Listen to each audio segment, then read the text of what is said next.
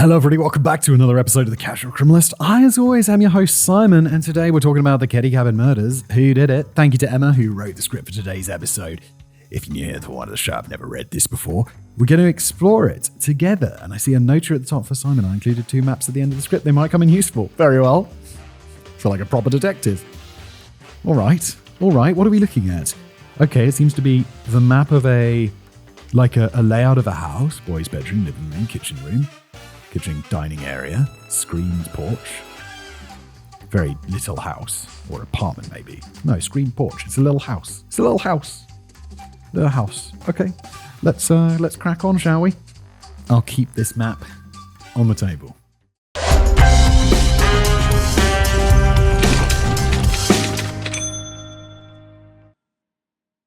If you're into horror movies, you might be familiar with the movies like The Strangers and Cabin 28. I'm not familiar with them. I do like horror movies. Me and my wife make it a habit to occasionally watch horror movies, but I don't exactly keep up with them. I'm not deep into the horror movie scene. What you might not know is that both of these movies are based on an unsolved quadruple murder that took place in Keddie, California on the 11th of April 1981. But where the antagonists in the movies murdered their victims purely for sport, the motive behind the Keddie murders is still a mystery. Was it a robbery gone wrong or an act of revenge? And who was the intended victim? Are the rumors that the mafia was involved true? And what reasons might the police have had to cover it up? 44 years later, we still don't have all the answers, which makes the Keddie murders one of America's most disturbing and mind-boggling unsolved crimes. Well, okay, let's try and figure out who did it, shall we? I mean, we're not going to, but I'll take a pretty good guess. God's country. Keddie is located 7 miles north of Quincy, California, and situated in Plumas County within the Plumas National Forest. Back in 1909, the Western Pacific Railroad Company built a railroad along the Feather River, which would ultimately connect San Francisco and Salt Lake City, Utah. A man named Arthur W. Keddie purchased the survey rights to the area, and several small wooden cabins were constructed to house the railway workers who built the railway and the Keddie Y's, a type of T-junction. But for trains, well, there you go.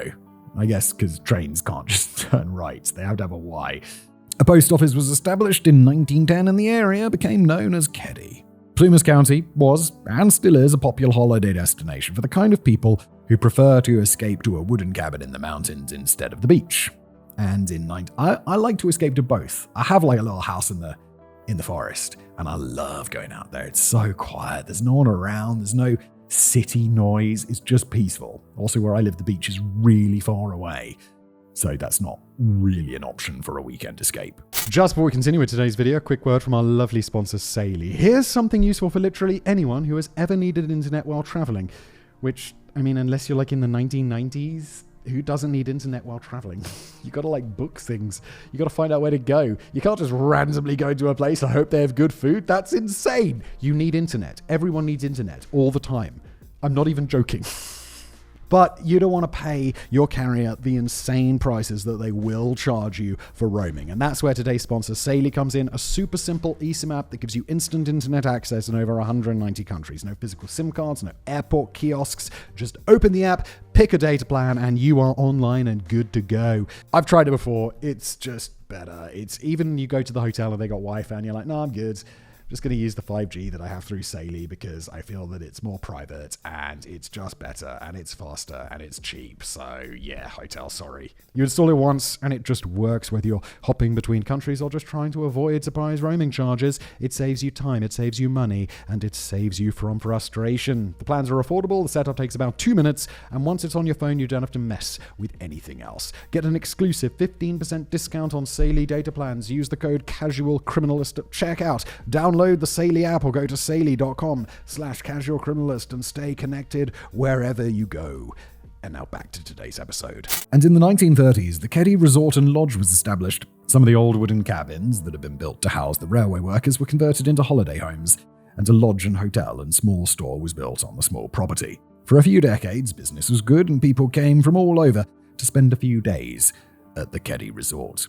But by the mid-70s, the resort had started to fall into disrepair and it no longer attracted as many tourists as before. The owners of the various cabins started renting them out as low-income housing to make ends meet, And a few years later, it was rumored that the Keddie resort had been overrun by drug dealers and sex workers. It's a hell of a swing, isn't it? From like wooden cabins to being like a nice holiday resort to being a big brothel and drug den. But then the murders happened. And according to one resident, quote, "It didn't just affect Keddie, it affected all of Quincy, all of Plumas County, because who would have thought that something this horrific could happen in a small mountain community like this? It's God's country." The Sharps. Glenna Susan Sharp, aka Sue, was born on the 29th of March 1945 in Springfield, Massachusetts. She got married to James, or Jim Sharp, a naval officer, in 1965, and together they'd gone to have 5 children: Johnny, Sheila, Tina, Richard, or Ricky, and little Greg. They were your typical military family, which meant that they never lived in the same place for very long. Jim was also rarely home, so Sue was responsible for looking after their kids on her own. Yeah, being in the military's got to be tough, right? You got to just go around, you're constantly living in some place that isn't really yours. And I mean, I guess it's nice that they take care of everything for you and you kind of, know what your career's up to and stuff, but it does, I don't know, plenty of disadvantages. My cousin was in the Air Force, the US Air Force, he's American. And they sent him to the UK where his family live, because my aunt moved out to America when she was young. And he was I think he was stationed in the UK for 3 years. He wasn't very happy about it. Sim and Jim's marriage wasn't a particularly happy one. It's been alleged that he was abusive, and according to Sheila, he used to slip into his daughter's bedroom and molest them. Well, that's fucked up, Jim. Quote, "My father did not live with us full time, as his job with the military kept him away for extended lengths of time," which, now thinking about it, that sounds like a fucking good thing. "Maybe you'll get shot, or I'm certain that the abuse would have escalated somehow. Although my mother made attempts at reconciliation, my parents eventually separated, giving me a profound sense of relief." I imagine so. According to some sources, Jim kicked Sue and the kids out of the house in May 1979. Initially, Sue and the kids stayed with various family members, including a mother-in-law and her sister, Joanne, for several weeks. Her only income was a maintenance check of $250 that was deducted from Jim's salary every month, today worth approximately $1,110. Holy shit, that is not enough money for a family of 5 kids and a single mother. But it was not nearly enough to keep a roof over their heads and feed and clothe them all. I'm assuming that they take that $250 out of his salary because they're like, well, you have to. So aren't they taking an actually reasonable amount? And why is he allowed to kick them out of the house? That's crazy. Aren't they married? It's shared property, no? But then Sue's brother, Don Davis, told her that she and the kids could move into his mobile home, and in September 1979, Sue and the kids moved to Quincy. They managed to find a spot in the Claremont Mobile Village on the outskirts of a town, and would end up living there for more than a year. But the trailer was too small to house Sue and her 5 kids. Yeah, no, you can't have 5 kids living in a caravan. So they ended up building a wooden shack next to the trailer that acted as an additional room for some of them. Yeah, for sure. That's like the shantytown way, where it's like, I remember there's something that really stuck with me. I don't know why. I must have been watching a geography video. A video in GCSE geography, when the teacher wheels in the TV and you're all like, yes, video time. And for some reason, I think it was about favelas in Brazil. And it was talking about how and this is Michael. On Saturdays, he likes to expand his house. And I'm just like, wait, what? He just expands his house? He's just building another layer on his house? And that struck me as really cool. How he just, no planning permission, no nothing like that. He's just I want an extra room. So he builds that shit. And I'm like, awesome. So yeah, if I was living there for a year, I'd for sure pop down to B&Q. And also you're in California, the weather's good most of the time, right? Pop down to B&Q, get some plasterboard, put that shit up, be like, look, an extra room. Awesome. Even if it's not a room you sleep in, maybe just a dining room or a place to store some stuff like that. Or just get a really nice tent or something. I went to Decathlon the other day, that big sports store. There's some huge tents. They had them set up as some sort of display or whatever. And you're like, whoa, this is like a little house. They got little tea lights in here and stuff. You're like, whoa. The eldest kids were enrolled in school in Quincy, and initially, Sue got a part-time job as a dishwasher at the Elks Lodge in town. She supplemented her income by applying for welfare and relying on food stamps. But then she quit her job and signed up for the CETA program. CETA stood for Comprehensive Employment and Training Act and was a government program that had been implemented by the Nixon administration. CETA basically offered to pay unemployed persons a certain amount of money a month if they enrolled in college and learned a marketable skill that could help them find a job in the public sector. Seems like a pretty good idea. Sue signed up for a 6-month typing course at Feather River College in Quincy and there she befriended several of her classmates, including Nina Meeks and Marilyn and Marty Smartt. Sue and her children, wait, so it's the Sharp family and the Smart family? Sue and her children would go on to spend a lot of time at the home of the Meeks family, and it's safe to assume that the children were left mostly unsupervised because in the spring of 1980, 15-year-old Richard Meeks had unprotected sex with 13-year-old Sheila Sharp. Bruh. Holy shit. Oh no, 5 months later, Sheila Sharp started gaining weight, and Sue took her to the doctor so they could perform a pregnancy test. Oh my god, can you imagine having a kid at 13? 13! When it came back positive, Sue and Sheila discussed their options and eventually declared that the baby would be put up for adoption. Sue told Sheila that people wouldn't look kindly at a pregnant 14-year-old, so it'd be best if Sheila went to live with her aunt in Jacksonville until the baby was born. According to Sheila, quote, "My mother's response was only that of concern and sympathy. Although my mother's character was usually composed and collected, I did expect at least a little browbeating, if not more. Throughout the entire pregnancy, she remained compassionate and responsive to my needs and feelings. I will always be grateful to her for that." Yeah, I mean, okay, but I feel in my mind I can separate those two things. I'll be like, what the fuck did you do? And then also, okay, well, this is the situation we're in, so here's, you gotta just deal with it, don't you? In October 1980, Sheriff Doug Thomas placed an ad in a local newspaper to let the town know that he was moving and having a yard sale. At that time, he was living in cabin number 28 in the Keddie resort, and Sue contacted the owners of the cabin and asked if it was still available. The owners told her that they had to do some repairs first, but once they were finished, she and the kids were more than welcome to move in. Sue and the kids moved into cabin 28 in November 1980. The cabin was one of those that had been built in the 1930s and had since been renovated 3 times. It had a small living room, a kitchen, 2 bedrooms, and a bathroom. Oh, this is what we're looking at right now. Okay, so it's like a cabin, that's why it's so small. It had been built on a steep slope, and the empty space underneath it had been converted into 2 more rooms. One was the utility room, where the water heater was kept, and the second room was often described as being an unfinished basement. The only access to the rest of the cabin was a staircase that ran up the back, and anyone entering that way would enter the kitchen through the back door. Because he was the eldest, 15-year-old Johnny was allowed to claim the basement room for himself. The 2 youngest boys, 10-year-old Ricky and 5-year-old Greg, slept in a bedroom at the front of the cabin, and Sue and the 12-year-old Tina and 14-year-old Sheila ended up sharing a bedroom that was located at the back. Okay, so we can see this on the map. It's very much how Emma described, so yes, all fine there. The cabin was sparsely furnished with whatever furniture Sue had been able to scrounge up. The living room contained only a television, a pull-out couch, a small end table that covered the furnace, a gossip bench. I've never heard of a gossip bench before, that the television stood on. Okay, so like a TV stand? What's a gossip bench? A small bookcase and 2 TV trays that acted as end tables. There was a fridge, a stove, and a table and chairs in the kitchen, and a bunk bed and a cot in the boys' bedroom. Sheila and Tina shared a queen-size bed, and there was another twin bed in the room that Sue apparently slept on, but according to Sheila and Ricky, Sue mostly slept on the couch in the living room. According to Sheila, a small 2-bedroom, 1-bath cabin with a basement was hardly enough for a growing family of 5, but we loved it. It was much more spacious than the travel trailer, and there was even potential to occasionally enjoy some privacy. I was very excited to learn that I would only have to share a room with my mother and sister Tina. It's like, yes, what a relief, only sharing the room with 2 other people. The cabin was located on Keddie Resort Road, just down the street from the store and the lodge. Unlike the majority of the cabins, it didn't have a view of the river. Their closest neighbors were the Seabolds, who lived right next door in cabin 27, and Sue's friend from Feather River College, Marilyn Smartt, and her family lived just down the road in cabin 26. Okay, so I've got this other map here, which is like a map of the resort, and there's the resort road, and we see the various cabins. So which one were they in? Is cabin 26? They're in right next door in cabin 27.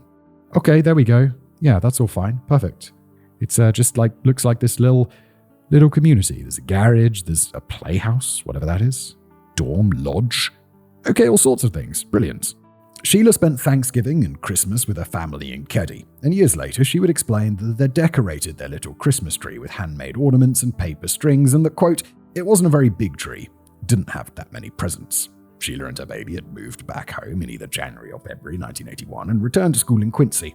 In her book, How to Survive Your Visit to Earth, she explains that she wasn't sure who knew that she'd been pregnant, and as a result, she was initially wary of how she would be received in town. But she ended up befriending Alyssa Seabold, who lived right next door and was in the same class as her. According to Sheila, Alyssa's mum, Zanita Siebold, didn't like Sue and made no secret of the fact that she didn't approve of Sue's parenting methods, which we'd describe today as being laissez-faire. Sue was rarely... Yeah, her kid was pregnant at 13. There's probably some laissez-faire parenting going on. She was rarely home and her kids had free run of the resort. Johnny preferred to spend his weekends at the home of friends, and Tina and her friend Paula used to wander around all over the place and befriend the residents of other cabins. The general consensus was that Sue had lost control of her 5 children, and according to Zanita, I was very judgmental and thought that Sue should have been a better mother. I wouldn't let my kids go over there, but I always welcomed her kids over to our house and wanted them to be there and be safe. Yeah, if I was in their position, I'd be like, no, you're not going over to the wild house. They can come here, you can't go there.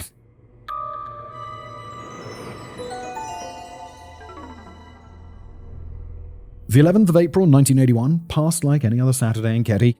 Tina spent the morning cleaning the kitchen and then went over to the Siebold family's cabin, where she spent the rest of the afternoon with her friend Paula Siebold. Rick had Little League tryouts, so at 9:30 that morning, Sue dropped him and Marilyn Smartt's son, the 12-year-old Justin, off in Quincy. Sue, Sheila, and Greg then drove over to the Meeks family home and stayed there until 11 a.m. They picked up Rick and Justin at around 1 p.m, and on their way back home, they would come across Johnny and his friend from school, the 17-year-old Dana Wingate. The 2 teenagers were hitchhiking back to Keddie, and Sue gave them a lift. Ricky and Justin spent the rest of the afternoon riding around the resort on their bikes. 5-year-old Greg was home watching television, and at one point, Sue, Johnny, and Dana spent some time raking up leaves in the yard. Johnny and Dana had plans to attend a party in Quincy, so at around 3 p.m, Johnny changed into a clean t-shirt, some jogging pants, and a red and blue headband. I'm guessing the party didn't have a dress code. And he and Dana left Keddie on foot. Alyssa Siebold and Sheila had spent the afternoon together, and that evening, Sheila told her mum that she would be spending the night at the Siebold's cabin. Tina also wanted to spend the night, but Zanita Siebold said that since Tina spent almost every weekend at their house, that weekend it was Sheila's turn. Tina then asked if Paula Siebold could spend the night back at their cabin instead, but Zanita said no, and Sue told Tina that she had to be home by 10. Meanwhile, Justin had decided to spend the night at the Sharp family's cabin, and after they'd shared a dinner of bean burritos, Greg went to bed. Bean burritos sound really good right now, it's almost lunchtime, I'm hungry. And Ricky and Justin settled in and watched TV with Sue. While they were watching an episode of The Love Boat, Nina Meeks called to Sue to let her know that Johnny and Dana were on their way back to Keddie. At around 9:30, Marilyn Smartt popped over to tell Sue that her husband Marty and his friend Beau were planning on going to a bar called Keddie's Back Door. It was located in the lodge just down the street. Okay, so it's extremely close by, just looking at this map. This is all a very... If these cabins on the map are accurate to their size, this is a very small community. Or a very tightly knit, not tightly knit, like geographically close community. The lodge is right in the middle of all this stuff, which sounds very convenient, to be honest. Not having a pub so close by. Although I live in a city. To me, I grew up so much in the countryside that I'm still like, wow, having a pub that close by would be so convenient. You wouldn't have to drive. Now I live in a city. There are many pubs that I could walk to. Marilyn asked Sue if she wanted to join them, but Sue declined and told her that she was going to stay home with the kids. Tina came back at around 9:45 p.m. and went straight to bed. The Love Boat ended at 10 p.m. and Ricky and Justin went to bed. Sue probably stayed up to watch Fantasy Island, so it's safe to assume that she turned off the lights and went to bed at around 10:30 p.m. I feel like somehow I've heard of both of these shows from 1980s America. I've obviously never seen them. I don't know anything about them, but I feel like they're in the zeitgeist enough that I've heard of these. When Marilyn, Marty, and Beau were walking toward the bar at around 10 p.m., they noted that the street light outside of cabin 28 was off, which meant that the area was eerily dark. Paula Varka Russell lived in cabin number 18, and she noticed that the neighborhood dogs were barking a lot, but people were walking towards the bar or were busy headed home, so she didn't think very much of it. Barbara Martins and Mike Ply lived in cabin number 16. Barbara woke up at around 1:15 a.m. and could have sworn that she'd heard someone screaming. She woke Mike up, and he confirmed that he'd also heard muffled screams. They listened for another few minutes, and when they didn't hear anything else, they went back to bed. I mean, also fair play. I don't think you assume you live in a little community, you hear someone scream, you're not like, oh, they're being murdered. I don't know what you'd think, but it's probably not that, especially if it doesn't continue, which is, I guess, bad because we're probably going to find out that those screams are just a terrible murder. Last call was around 1:30 a.m., and the people who'd still been inside the bar started heading home. By 2 a.m., the streets were empty, and the bartender locked up, got in his car, and drove away. At around 3 a.m., Victor Croyce turned off his television. He worked the night shift at the lumber mill, so he was used to staying up late. He then got into his car and drove to Quincy, where he bought a copy of the local newspaper. At 4 a.m., Kathy Bosco, who lived in cabin 24, went outside to collect firewood. She stayed up for at least another hour before she went back to bed. Why is everyone up in the middle of the night in this community? What are you up to? James Seabold had a painful rash on his legs and had struggled to sleep that night. He'd noticed that the neighborhood's dog had been barking more than usual, but he shrugged it off. When he saw that dawn was approaching, he got up, climbed into his truck, and headed out to go and chop some firewood. For the next week, the Sharps' neighbors would all ask themselves how no one had heard the neighborhood's dogs bark that night, how nobody had heard the terrible screams that must have come out of cabin 28 shortly after 1 a.m. that morning, and why nobody had noticed anything out of the ordinary. It was as if a monster had simply slinked out of the shadows, murdered 3 people, and then disappeared the same way he'd come, without anyone realizing that it'd been there at all. Bloody Sunday. On the morning of the 12th of April 1981, Sheila woke up at around 7 a.m. The Seabolts were planning on attending church and had invited Sheila to go with them, so Sheila ran back home to get a new change of clothes and a curling iron. She opened the front door to their cabin, but froze when she put a foot inside. Quote, "I heard screaming, but could not locate its source. Suddenly, Alyssa's older brother seized me by the arm and dragged me back to their home next door. Apparently, I had been the one screaming, and my friend's mother had dispatched the oldest son to investigate the ruckus." According to Zanita, Sheila told them that there were 3 dead bodies back at their house. Zanita reassured Sheila that they were going to call the police and get help, and then Zanita and Sheila went to their landlady's house across the street and asked them to call the police. Sheila and the Seabolts then went to cabin 28 to see if anyone was still alive. Zanita's eldest son, Jamie, entered through the front door and walked past the bloodied bodies of 15-year-old Johnny, 17-year-old Dana Wingate, and 36-year-old Sue. Jesus. The boy's bedroom was located to the right, and when he opened the bedroom door, he saw that Ricky, Greg, and Justin were all still asleep in their beds. The girls' room was empty, and Jamie then decided that they had to go around the house to the boys' bedroom window and let them out that way so the boys wouldn't have to walk past the bodies of their mother and older brother. Jesus Christ, who did this? I'm immediately thinking it's the dad because he seems like a fucked up guy, and I don't know, he's the main fucked up person in the story so far, isn't he? Jamie and Sheila banged on the window to wake the boys up, and they then took the 3 boys to the Seabolt's cabin. Zanita was changing into some proper clothes, while Jamie Seabolt went back and entered the Sharp family's cabin through the back door, which was also unlocked, and went looking for Tina, but he couldn't find her inside the house. He then returned home and told Sheila, Ricky, and Greg that Tina was missing. The remaining members of the Sharp family, Justin and the Seabolts, waited for the police to arrive. Deputy Hank Clement and Sue's brother Don pulled up outside cabin number 28 at around 8:15. They performed a quick walk around of the house, and an emotional Don reportedly identified the bodies, but according to Sheila, it took him several tries due to the brutality of the attack. By the time Sergeant J.C. Shaver arrived at the scene, several people had already walked through the living room, and someone had turned Sue's body onto its side and covered her with a yellow blanket. I mean, okay, I get why people would do that. Obviously, you don't want to disturb a crime scene, but okay, don't cover the bodies and stuff, but you need to check if people are alive, right? That's completely fine. Deputy Clemens informed Sergeant Shaver that they had 3 bodies inside and that the 12-year-old Tina was missing.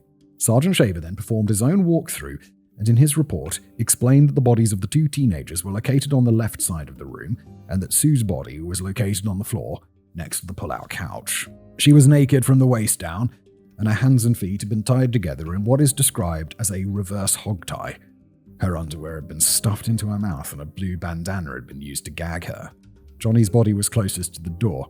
He was on his back, and Dana was on his stomach with his hand resting on one of the pillows from the couch. Their hands and feet had also been tied together. All 3 of them had received several blows to the head, and Sue and Johnny had both been stabbed as well. When Sheriff Doug Thomas arrived at the scene at around 8:50 a.m., Sergeant Shaver and Deputy Clement gave him a rundown of all the information they had so far, and it's safe to assume that Sheriff Thomas realized that they were in over their heads because he immediately called the Department of Justice and asked them to send an investigative team out of Keddie to assist them. He also contacted the FBI to let them know that a 12-year-old girl was missing, and oh, right. Oh, I'm sorry, I didn't pick up on the fact that the daughter's been kidnapped, right? And he called the Plumas County Search and Rescue to help them look for Tina. By that afternoon, a team of forensic experts were helping the sheriff's office to process the scene, and groups of volunteers were searching the area for any sign of where Tina might have gone. An opinion piece that was posted in the Feather River Bulletin would later explain that, quote, "It's fortunate that Sheriff Doug Thomas realized the seriousness of the situation and did not hesitate to call in experts from the state and the FBI to help. Many of our deputies have been police officers in Los Angeles and other areas, which quickly educated policemen, and they are able." But Thomas was faced with two things a week ago Sunday. He had to work fast, because speed can be the key in a murder investigation, and he had to figure out how to keep up the department's normal functions. He solved both problems with the outside help. In fact, Thomas would have been almost negligent if he had not tapped the outside resources. I mean, dude, make up your mind. He's like, good job. And if you hadn't done that, it would have been the worst job ever. So you did your job. What? With the help of special agents from the Department of Justice, they interviewed everyone who lived in the surrounding cabins.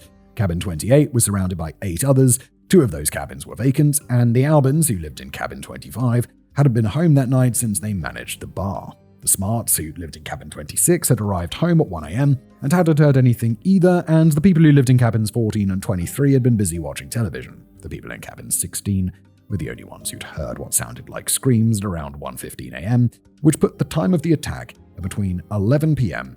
and 2 a.m. in the morning. When Sergeant Shearer interviewed the witnesses, Sue's brother, Don Davis, provided him with some background on the family. Don explained that Sue and her husband were in the process of getting a divorce and that Jim Sharp was in the Navy. Don explained that the last time Jim had seen his family was when he came to visit them at the campgrounds in November 1979. This was in the 80s, right? That's a good deal of time ago. 11th of April, 1981. 1981, so 2 years ago. But as far as Don knew, Sue hadn't told Jim that they'd moved to the cabin, and she had refused to give him a telephone number. Don also told Sergeant Shearer that Sheila had recently had a baby, and they would probably be able to find the father playing games in the arcade in Quincy. Jesus Christ. When Sergeant Shearer asked Sheila and the Seabolds if they'd heard any odd noises during the night, they all said that they hadn't heard a thing. The only possible witnesses the police had were the 3 boys. But when Sergeant Shearer asked Ricky if he'd seen anything, Ricky said that he hadn't woken up at all. He told Sergeant Shearer that he, Greg, Tina and Justin had been in bed at 10 p.m. the previous night, and he had only woken up when Jamie Seabold started hammering on the bedroom window. The last time he'd seen his mum, she was on the couch watching TV. According to Sergeant Shearer's report, Justin said the same thing. He and Ricky had gone to bed at 10 p.m. He only woke up when Jamie started hammering on the bedroom window. And the last time he'd seen Mrs. Sharp, she was on the couch watching television. Shortly after Sergeant Shearer had spoken to him, Justin was sent home, and he immediately told his mum Marilyn, Marty, and their house guest Bo that Sue and Johnny were dead, and that Tina was missing. Marilyn then rushed over and joined the growing crowd that had gathered outside of cabin 28, and Marty joined her not long after. The deputies took photos of the scene, and then started collecting several pieces of evidence that included the murder weapons. One of them was a cheap steak knife that was found next to Johnny's body. The blade had been bent at a 30-degree angle, and it would later be theorized that this had occurred when the assailant had tried to stab Johnny with it, and the blade met his breastbone. The police also found a butcher's knife and a claw hammer on the table in the living room. Both were covered in blood, and Sheila would later tell the police that the 2 knives and the hammer had belonged to them. The knives had been taken from the drawers next to the sink in the kitchen, and the claw hammer had been kept in a wooden box. Oh, is a claw hammer just... I'm like, what's a claw hammer? Is a claw hammer just a regular hammer? You know, and I guess the claw is the bit that you use to pry out a nail that you've bashed in and you changed your mind on. I just call that a hammer. Johnny had used the tools to build a wooden box the Friday before the murders and had left the toolbox on the kitchen table. The police weren't able to locate the toolbox, and they suspected that the killer had taken it with them. But not the murder weapons? What are you doing? A .177 caliber pellet had been found on the floor of the living room, and it's later noted that it hadn't been fired and was still whole. The deputies also found a broken rear sight adjuster ramp and its bracket on the floor. It's thought to have belonged to a Powerline .177 caliber pump pellet rifle and to belong to Johnny, and that it had broken off during the attack. Wait, there's a pellet gun? Like, I've shot a pellet gun many, many times. I used to have a pellet gun as a kid. I used to greatly enjoy shooting it. They don't have gunpowder. It's a pump. Or is that, maybe I'm thinking of something different. The butt of the rifle had most likely been used to bludgeon both Dana and Sue, and was nowhere to be found. The deputies took photos of bloody fingerprints that were found on the front doorknob, both inside and outside the house. They also found blood on the back doorknob, but this time it was just inside the house. They found traces of blood above the light switch by the front door, in the bathroom, in the girl's bedroom, and a smear of blood on the doorknob inside the boy's bedroom, suggesting that their attacker had been inside the room at one point. Fascinating. Okay. So none of them woke up? The investigators also noted that someone had stabbed the wall in the living room in several places. They also found blood on the walls, and in some spots there were pieces of blonde hair stuck to the blood. Someone had also dumped some bloody paper towels and a Swiss Army knife in a trash can outside the Keddie store, which was located just down the road. The police also found a twisted piece of toilet paper that was bloody on one end, like you'd used to stop a nosebleed. What is happening? All of this evidence is very strange. After they'd taken photographs of the scene, Sergeant Brubaker and Deputy Fusino initially escorted the bodies to a mortuary in Quincy, where Dana's body was officially identified, but Deputy Fusino then ended up taking them to the coroner's office in Sacramento on the 13th of April, where their autopsies were performed by a Professor Rooney. He removed the gag from Sue's mouth and noted that her attacker had initially tried to tape her mouth shut before he settled on just using her underwear and a blue bandana to gag her.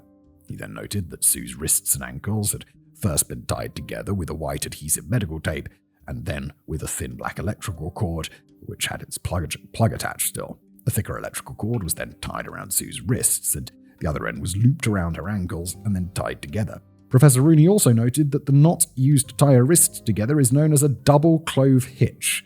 Wasn't the dad in the Navy? Look, you know, one thing you learn in the Navy, lots of fucking knots. And the knot used to tie her ankles together was a double or triple overhand knot, aka a stopper knot. Both of these knots are survival-type knots and suggested that at least one of the killers had a military background. There we go, looking bad for the dad. But also we don't know who solves this, right? This is the unsolved mystery of. So I'm going to assume he has an absolutely banging alibi because it's always the husband. Sue had several deep blunt force wounds to her head and had been so severely beaten that her teeth had been knocked loose and her nose started bleeding. She'd been stabbed several times, but Professor Rooney noted that there was minimal blood around some of the wounds, suggesting that they'd occurred post-mortem. He also noted that the stab wounds went straight from the front of her body to the back instead of an upward or downward motion, or from left to right and into her body, something that might occur if her attacker was kneeling over her body and stabbing straight down. The back of her left hand had several parallel cuts on it, and there was blood on the soles of her feet, which suggested that she'd stood in blood at some point during the attack, and Professor Rooney was able to establish that she hadn't been sexually assaulted. She'd died after her assailant had stabbed her in the neck and through the windpipe, and then stabbed her in the chest, cutting her aorta. Oof. Johnny had also been tied up. His attacker had used a white electrical cord to tie his ankles together, and he used the other end of the cord to tie Dana's ankles together. The attacker hadn't used the white adhesive tape on his ankles, but had used it to tie his wrists together in a praying position. Whoever was this attacker, it feels very unprepared. I mean, I don't think there seems to be any preparation here. The weapon was of convenience, the ropes are of convenience, the gag is of convenience. This was completely unprepared, which makes me think, well, if it was the dad who found out where they lived, and then he comes back to do some murdering, he's going to be well prepared. He's in the military. Like, he knows, preparation prevents piss poor performance, right? He knows that. This doesn't feel like that. It feels like a crime of just not opportunity. What's the right word? Just random. Just not prepared. His hands were covered in blood, but there wasn't any blood visible underneath the white tape, suggesting that it had been tied up before he was attacked. Professor Rooney also found several strands of tan or blonde hair in Johnny's palms, on the tape, and on his right sleeve, and notes that some of them were fiber-like. Johnny had 2 stab wounds in his upper chest, which had been caused by someone stabbing right to left and down, but the weapon that had been used didn't penetrate his chest. But just like Sue, Johnny had suffered several blows to the head and had deep cuts behind his right ear. His cause of death was a butterfly-shaped stab wound to his throat. Dana had also suffered several blows to the head, so much that his skull was fractured and some of his teeth were knocked out. It's got to be the hammer, right? The only other injuries to his body were rectangular-shaped bruises on his buttocks. Those were only 2 inches wide, but one of them had been so deep that it caused the skin to bleed. Professor Rooney also noted that the skin on his buttocks no longer blanched, even when pressed, which meant that it had been lying on his back long enough for the blood to have settled there. despite the fact that it had originally been found lying on his stomach. This is most likely the result of the fact that it had been turned onto his back for the autopsy, which only took place a day after the body had been discovered. His hands and feet had been tied together with white tape, but it sounds like Dana had managed to break free at one point during the attack, since there were traces of adhesive on his hands and a clump of white tape was attached to his right wrist. This is all very thorough. Very good policing so far. Very thorough autopsying. They even gathered that bloody evidence from a bin elsewhere in the holiday park, right? So this all seems very competent, which is nice to see. His feet were then tied together with the end of the electrical cords that had been used to tie Johnny's feet together. But from Professor Rooney's description, it sounds like this was done after it died, since Professor Rooney describes it as only modestly tight. His cause of death is listed as severe head trauma and strangulation. Professor Rooney had also taken several swabs of the blood on their bodies and went on to bag their fingernail clippings. The swabs, the bindings, Sue's underwear, and the blue bandana that had been used to gag her were all then handed over to the Plumas County Sheriff's Office, who then sent the relevant samples to different labs for analysis. Meanwhile, the Plumas County search and rescue teams spent almost 2 weeks looking for Tina, and that first week they were joined by volunteers from the Wilderness Finders Search Dogs teams, aka WOOF, appropriately named, who drove up from Lake Tahoe.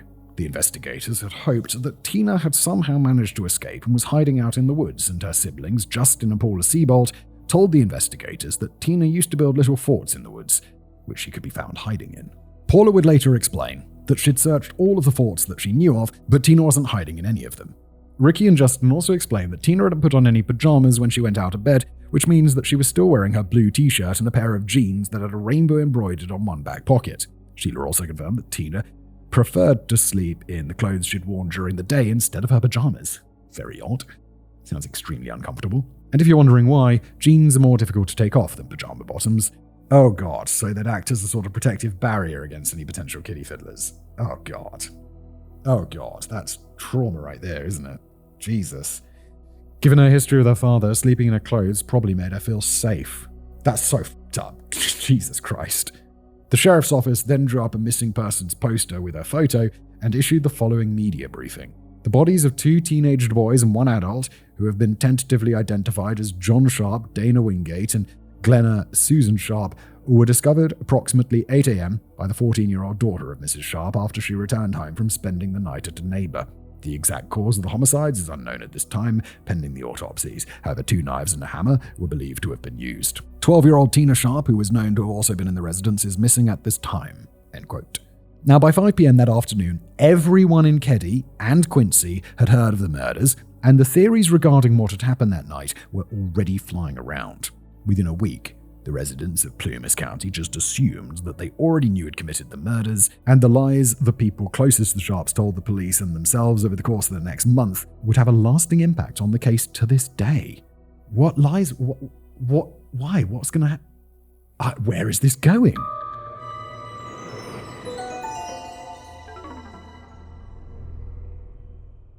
There's nothing quite like the rumor mill of a small town, and not long after the news of the murders had reached Quincy, people started talking about how Sue had been a bad mother, that she'd been known to sleep around, that she was a sex worker, and that she was dealing drugs out of her cabin.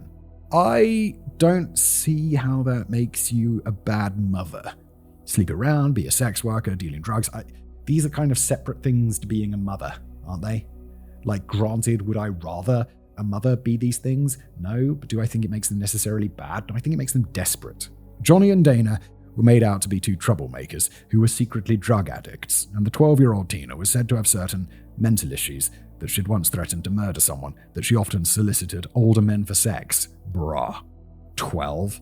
And that she'd been pregnant at the time, and that it was more likely that she'd run away with whomever had murdered her mother and older brother. Fucking rumor mill, dude. Fuck that. The Plumas County Sheriff's Office didn't come away unscathed either, and some residents supposedly wondered if the sheriff and his deputies were even qualified to investigate a triple murder and a kidnapping. But Sheriff Thomas and his team had dozens of leads to follow, and they spent the next 2 months talking to witnesses, tracking down possible suspects, corroborating alibis, and trying to locate the vehicles that had been spotted inside the Keddie resort that night. The DOJ and FBI agents also did their part and conducted dozens of interviews that first month. However, they were severely limited by the technology of the time. For example, they had dozens of hair and blood samples, and thanks to blood typing, they had a good idea of what blood belonged to which victim, but DNA testing would only become available around 1985. It's only a few short years away. The investigation did agree on a few things, however. They were looking for 2 men, and there was a possibility that one of them was an army veteran. Why 2? All of the items used in the murder had come from inside the cabin, which suggested they hadn't intended on committing murder, and it was an impulse decision. A profile written by FBI profiler John Douglas also noted that, quote, "This offender demonstrated control and confidence, and therefore he is not a juvenile, nor is he free of any prior police record. He is fixated on young females and has been involved with them in the past, be it for sex or for personal profit, i.e., word I can't say on YouTube, but I think people regularly abbreviate it to CP." So, I mean, this reeks of the dad, doesn't it? However, it didn't help that there was no clear motive for the murders, so the original investigative team was forced to explore 3 separate theories to determine why someone might have targeted the Sharps. All 3 of these theories were investigated at the time, so I'm going to explain them all in their own separate sections to make it easier to understand. Number 1. Tina was the target. Since Tina was the only person who'd been missing from the cabin that morning, the investigators naturally assumed that she was the key to solving the case. And while they had considered the fact that she might have managed to run away and was just hiding somewhere, they also turned their focus onto anyone who might have had an interest in kidnapping her, or who might have helped her murder her family so that the 2 of them could be together. 12 years old! At the time, Tina was described as being small for her age. She's 12. What the fuck is happening? She had shoulder-length blonde hair, blue eyes, and a slightly upturned nose. She preferred to hang out with her siblings and the Meeks family's kids, and they often went swimming together. Tina also struggled in school, was enrolled in special ed classes, and one of her teachers, Virginia Ball, would later explain that, quote, "I would help her one-on-one, but she really didn't get the help she needed at home. She was struggling with everything. But she was one of the sweetest, nicest girls I've ever had." Oh, it's so sad. It's like, I don't know, like I have 2 kids and they're so sweet. And I don't imagine by 12 they're not teenagers yet. They're not like, there's just like, they're so, I don't know, like all I want is for them not to have any struggle or pain in their lives. Like the other day, I can't remember, my kid came home from school and she was like, "Oh, a kid called me a baby," because she's like the youngest, not the youngest in her class, but she's born in November, so she's like one of the younger kids. And I think one of the kids from like an older class called her a baby. She was very upset about this. And she was like, "They called me a baby, Dad, but I'm a child." And it's so stupid, but it hurts. And then just to see this level of shit, it's just like, I don't understand how that doesn't, as a parent, how that doesn't just fuck you up. The family explained that the father, Jim, considered Tina to be his favorite, and since Sue and Jim Sharp were in the process of getting a divorce, the investigation initially focused on him. Good, as it should. But he'd been away at sea when the attack had happened. There we go. There's your watertight alibi. Still, the investigative team in Plumas County contacted the Naval Criminal Investigative Service, aka NCIS, and asked them to keep an eye on Jim Sharp. They eventually reported that they didn't notice anything out of the ordinary, and he was cleared from suspicion. All right, well, there you go. Completely valid, watertight alibi. He's away at sea, literally. But then Marilyn Smartt told Special Agent Krim that when the Sharps were still living in the Claremont trailer park, a man had allegedly tried to molest Tina and a friend of hers.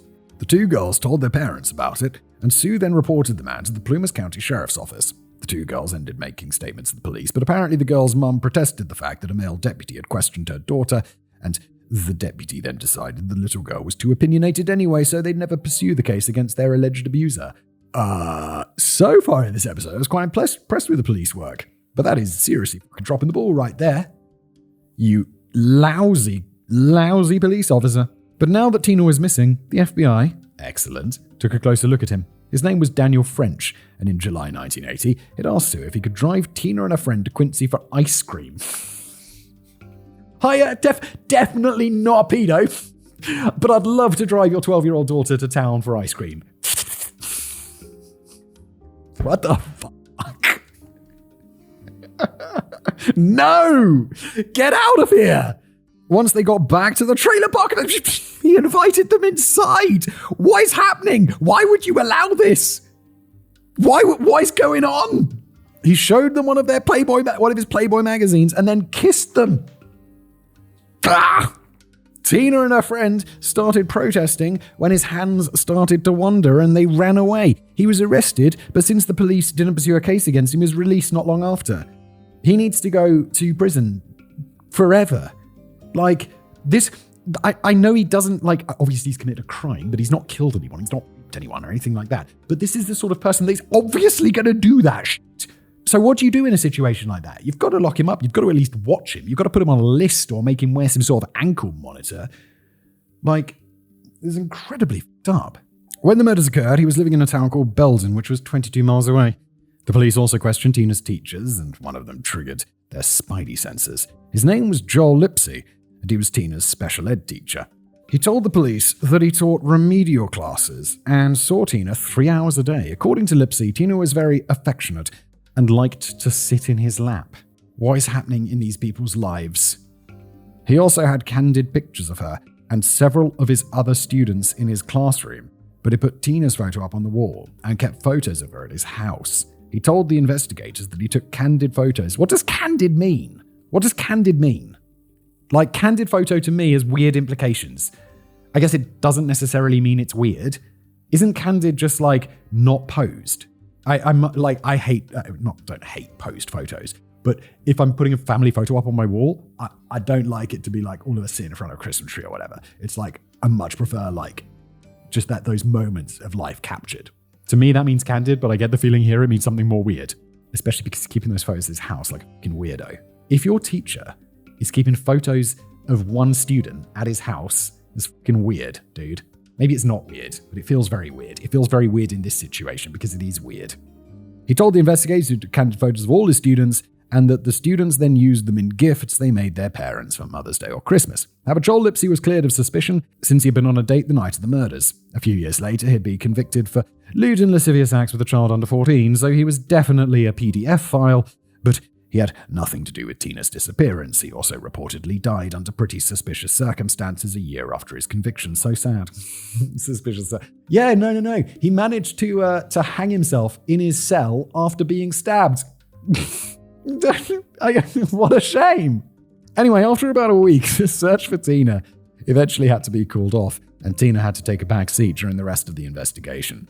But 3 years after she'd gone missing, a bottle collector came across part of a skull in an old loggers camp called Camp 18, which is 60 miles south of the Keddie resort and located near a town called Feather Falls. The man had called the Butte County Sheriff's Office, and once it was established that the bones belonged to a child who died in the last 2 to 3 years, the Sheriff's Office's investigation in the Department of Justice would find 26 more bones scattered around Camp 18.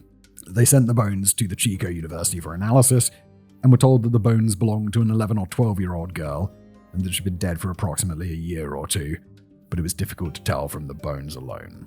The Butte County Sheriff's Office issued a media statement to let the public know that they'd found the remains of a 12-year-old, and an anonymous caller then called the Butte County Sheriff's Office and asked if they'd consider the fact that the bones might belong to a 12-year-old girl who'd gone missing in Keddie a few years earlier.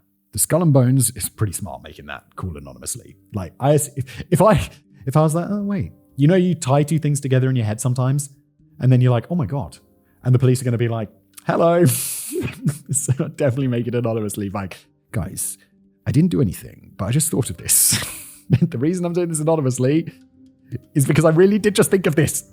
The Skull and Bones were then sent to a Dr. Sperber at the DOJ's lab, who compared the teeth on the skull with the records that they had for Tina Sharp. And lo and behold, they were a match. However, her bones didn't show any sign of blunt force trauma or knife wounds. Another search was conducted, and the police then found medical tape dispenser, a piece of plastic cord with knots in it like the ones used to tie up Sue and the boys, as well as a pair of jeans and a blue jacket that might have once belonged to Tina.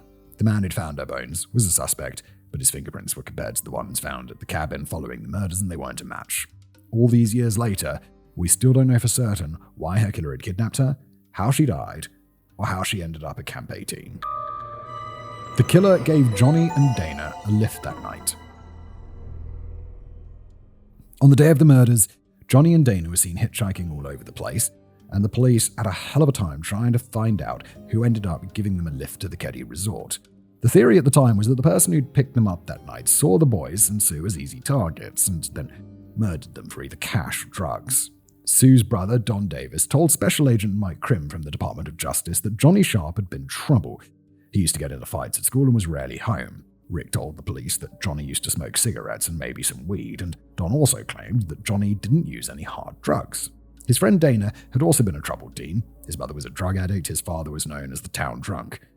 At the time, Dana had been living in a group home for almost 2 years, and he first got into trouble for slashing $7,000 worth of tires. Jesus Christ, in the 80s? It's really expensive tires, Bugatti tires. And then got into trouble with the law after he and his friends injected a cat with Dana's insulin. Bro. And then set it on fire. Bro is a budding psychopath. He was then sent to live in a group home that was managed by a couple called Dan and Pat Doris. According to the Dorises, they'd last seen Dana at around 5:50 p.m. on the 11th of April 1981. He and Johnny Sharp had stopped by to ask if Dana could stay the night with the Sharp family, and Pat had told them that she'd allow it, but that she didn't want them to hitchhike back to Keddie. Dana then reassured her that they were going to ask a friend of his, Kathy Beckley, if she would give them a lift. When the investigative team questioned Kathy about it, she claimed that she'd told Johnny and Dana that she didn't have any gas in her car, so they had to find their own way back to Keddie. The sheriff's department then spent weeks retracing Johnny and Dana's movements and tried to find out who the last people to see them alive were. They knew that Johnny and Dana hitchhiked to Quincy at around 3 p.m.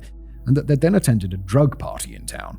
They then went to the group home at around 6 p.m. to ask Dan and Pat if Dana could spend the night in Keddie, and then they ended up at the Meeks home at around 9 p.m. because Nina called Sue to let her know that the boys were on their way back. The boys then waited at the Exco fuel station, but over the course of the next hour, people either saw them at Exco or across the street at another fuel station or down the road near Kathy's house. Several people exclaimed that they'd been the ones to give Johnny and Dana a lift to Keddie that night, but not one of their stories could be confirmed since no one wanted to get into trouble for attending the drug party. Meanwhile, a man named Philip Shearer had been going around town muttering about how he'd witnessed the murders as before the news had reached Quincy. He was drunk and high off his mind at the time, but the man who'd reported his ramblings to the sheriff's office claimed that Philip had mentioned Sue, Johnny, Dana, and Tina by name. Well, he might be crazy and, off his tits on drugs, but he's definitely worth having a chat to, getting in a cell, sobering him up, or not. Maybe quiz him while he's drunk, before he's like, lawyer. Philip was interviewed on the 1st of May 1981, excellent, 3 weeks after the murders, and he told the sheriff's deputies that on the afternoon of the 11th of April, he'd been at the Feather River College and had gotten quite drunk. At around 9 p.m, a friend of his gave him a lift to the Methodist Church, where he was sleeping at the time. Okay, makes sense, sorry. I was like, why is he going to church drunk? But Philip was thirsty and headed out to the nearest fuel station to buy something to drink. There, he met up with Johnny and Dana and 3 men in a dark green 1955 or 57 Chevrolet pickup truck and offered to give them a ride to Keddie. One of them was young, around 17 or 18, and according to Philip, one of the men resembled Marty Smartt, who lived just down the street from the Sharp family. Philip claimed that he fell asleep halfway to Keddie, and when he woke up, he was still on the back of the pickup truck, and it was parked on the side of the road outside cabin 28. He then saw a van drive up to the cabin and watched as a man took Tina away. According to the police report, quote, Philip said that while looking through a window of the Sharp residence, he saw Johnny get his throat cut, Dana get hit over the head with a hammer, and Sue being choked. Philip said that at one point he ran to the Keddie back door bar where he saw a man who was locking up the bar. He tried to tell the man what was happening. He got into a blue car that looked like a Mercedes and drove away. Philip returned to the Sharp residence to try and help Tina. At one point he was hiding under the house and he scratched the license number from the pickup onto his hot water heater. Pretty coherent stuff, really. Philip told of a long flight that ended up at the airport in Quincy where he got away. The 3 men still had Tina. End quote. Sergeant Stoy from the sheriff's office ended up going back to cabin 28 to see if he could find the license plate number that Philip had scratched onto the water heater, but he didn't find anything. And when he questioned Jack B., who'd locked up the bar that night, Jack said that no one had approached him and he hadn't seen anything. Because the sheriff's office hadn't been able to verify Phillip's story, they declared him to be mentally unstable and they let him go. But they still asked the residents of Keddie if they'd noticed a dark green 55 or 57 Chevy in the area on the day of the murders and picked up a pair of scissors that Philip had claimed had been used during the attack. They also made a note of everyone in either Keddie or Quincy that drove a pickup truck. Dude, it's America, isn't that like everybody? It's like UK pickup trucks driven by builders. America pickup trucks driven by literally every human. and they conducted several aerial searches to see if they could spot any suspicious vehicles in the area. Roger, yes, I see pickup trucks. Yeah, how many? They're all pickup trucks. It wasn't until 2017 that Kathy Beckley reportedly admitted that she'd lied when investigators had asked her if she'd given Dana and Johnny a lift that night. Turns out that Kathy had initially refused to give the boys a ride, but she'd eventually relented and asked a friend of hers to drop them off instead. The boys waited at her house until the friend picked them up at around 10:15 p.m, and they would have arrived in Keddie at around 10:30. Kathy had apparently lied because she was having a sexual relationship with the 17-year-old Dana at the time, and because she was several years older than him, she'd be worried that she might have been charged with statutory rape, despite the fact that their relationship had allegedly been common knowledge back in 1981. Well, I imagine in 2017, then you're well beyond the statute of limitations, I should imagine. They'd been going after Sue. From day one, the sheriff's office worked on the theory that whomever had murdered the Sharps and Dana might have been going after Sue. They found out that in the year and a half that she'd lived in Plumas County, Sue had gone on dates with 3 different men at 3 different times. Hardly the behavior of a promiscuous woman. However, all 3 of them had solid alibis for the night of the murders, so the Plumas County Sheriff's Office had reached another dead end. However, on the 15th of April 1981, Marty Smartt and Nina Meeks went to see Sheriff Thomas, and Marilyn told him that they thought that her husband, Marty, and their house guest, Bo Babady, had committed the murders. Okay. According to Marilyn, she, Marty, and Bo had gone out to the bar at around 10 p.m. Marty had wanted Sue to go along with them so that Bo would have someone to talk to, but Sue had refused, and they left without her. They were at the bar until around 1 a.m., but Marty and Jan Albin, one of the owners, got into an argument because Jan had asked the DJ to start playing rock and roll music instead of country. Marty then told Bo and Marilyn that they were going home, and during the walk, he kept harping on about how no decent person wants to listen to that god-awful rock and roll shit.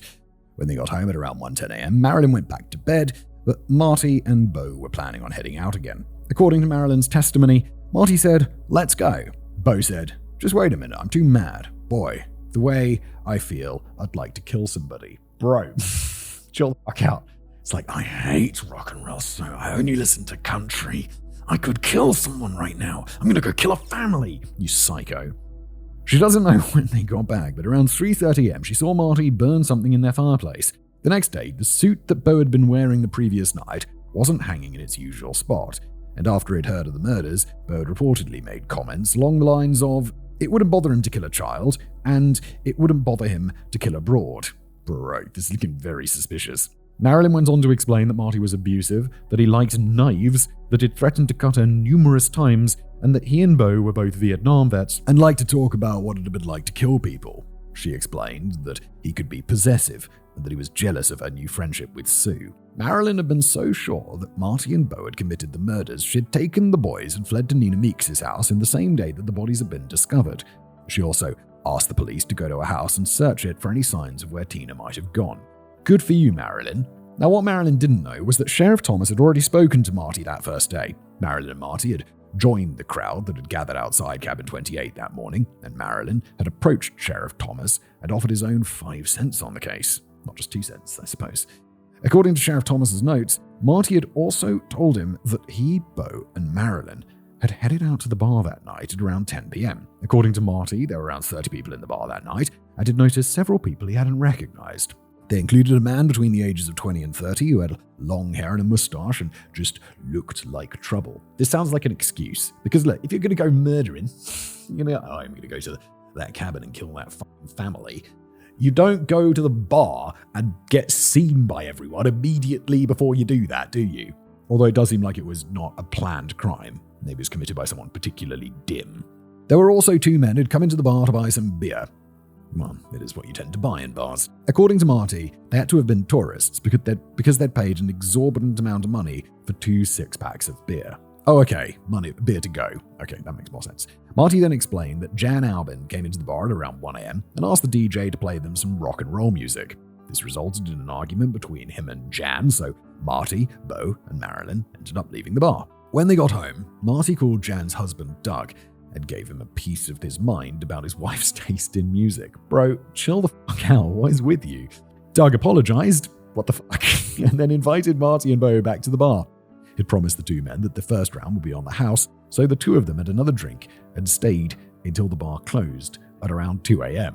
Sheriff Doug Thomas had confirmed Marty's alibi when he went to the bar and asked Jack the barman if he could get a list of everyone who'd been at the bar that night. When he asked Jan to double-check the list, she told him that Marty and Bo weren't on it, and that they'd gone home for the second time after the bar had closed. Special agents Harry Bradley and Mike Krim had also interviewed Marty on the 14th of April, and he told them the same story. Marty also told them that the street lamp outside of cabin 28 had been off, and that he thought it was strange since the light was usually left on. Marty then went to bed, but woke up at 3 a.m. to stoke the fire in the living room. According to Marty, he woke as, quote, matter of habit.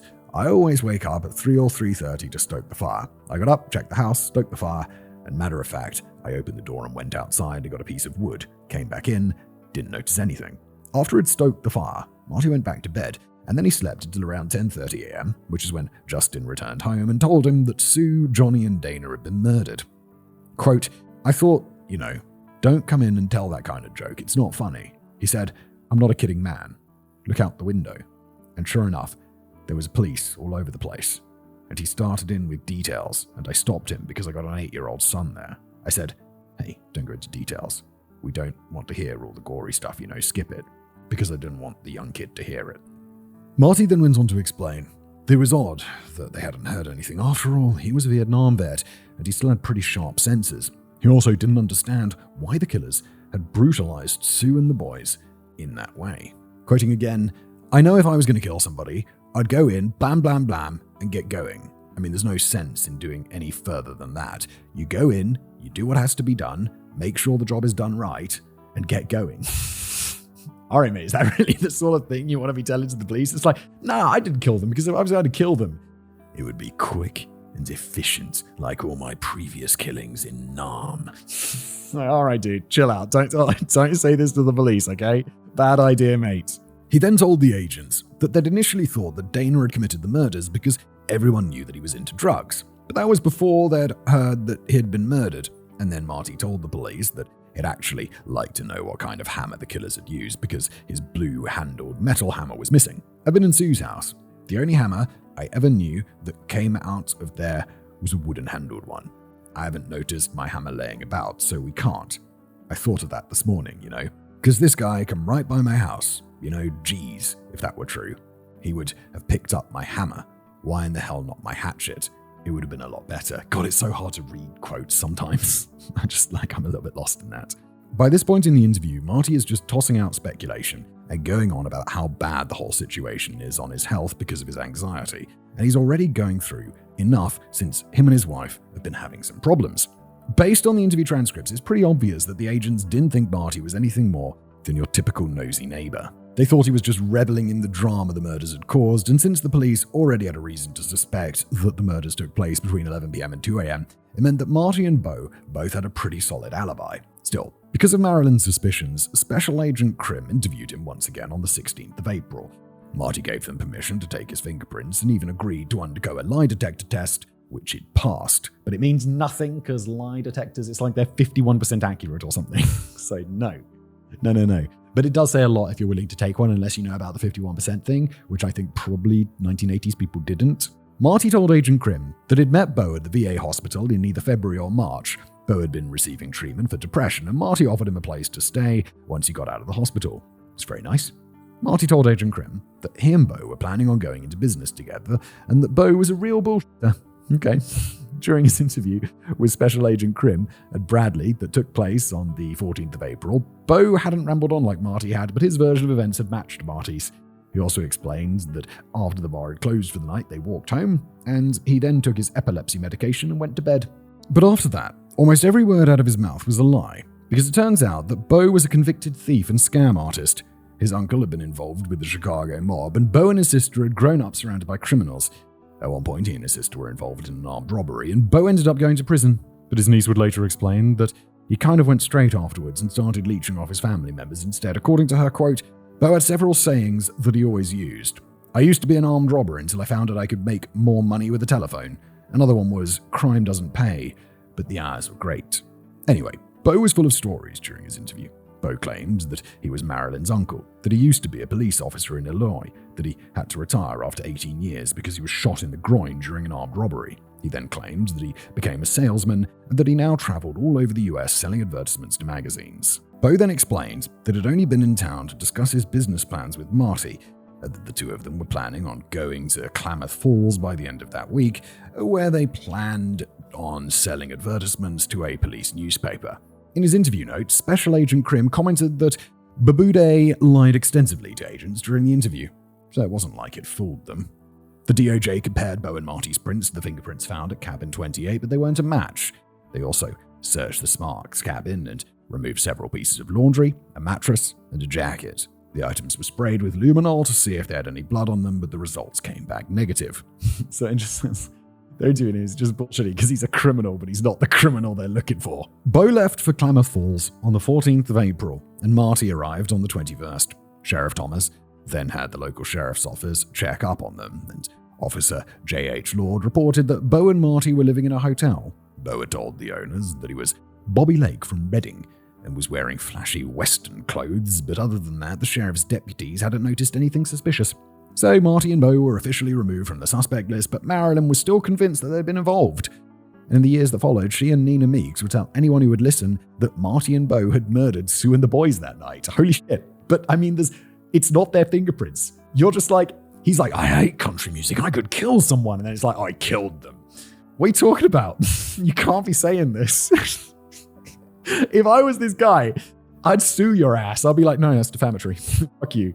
Now on to the fourth and last line of inquiry that the sheriff's office looked into. Justin witnessed the attack. To understand the role that Justin played in the investigation, we have to go back to the morning of the murders and take a look at things from Justin's point of view. Justin Easton, Marilyn's 12-year-old son, had spent the night at the Sharps' cabin. And at around 8 a.m. on the 11th of April 1981, he wakes up when Sheila Sharp and Jamie Siebold started knocking on the window of Rick and Greg's bedroom. They open the window and Sheila and Jamie orders them to climb out. They follow them to the Siebold's cabin, where Sheila then informs the three boys that someone had murdered Johnny and Dana and that there was a third body in the living room as well. Then Jamie returns and tells them that the third body belongs to Sue and that Tina is missing. For the next 2 hours, Justin listens as the people around him explain that Johnny and Dana's faces were covered in blood, and that it looked as if Sue had been stabbed. He and Paula Siebold stand next to the fence that separates cabins 28 and 27, and they watch as several police officers move in and out of the crime scene. The two cabins had been built really close together, so they would have a clear view into the living room from where they stood next to the fence. I'm looking at my map. Yeah, they are very, they're almost touching. Why? There seems to be loads of space. Why would you make them so cramped? At 10:15 a.m., Justin is questioned by Sergeant Shaver, and he claims that he and Ricky went to bed at around 10 p.m. the previous night.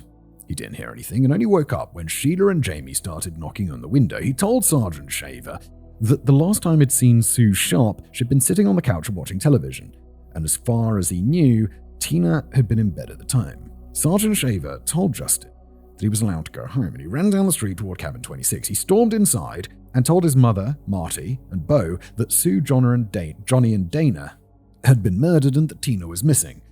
The next day, Marilyn told Agent Krim about it, and according to Agent Krim's notes, we'll quote, Justin said that he'd seen the bodies from the fence between the Sharp and Siebold residences. God damn it, at 12 years old, you can be like, that's gonna fuck me up forever. Justin told Marilyn Johnny Sharp had a big fight and said this several times. Justin said Johnny was protecting his mother. Before anyone knew who had been murdered, Justin said, they've got to find Tina. He was concerned about Tina being missing. After Justin came home Sunday morning, he talked about seeing the bodies. His stepfather, Marty Smartt, told him to stop talking about it. Yikes.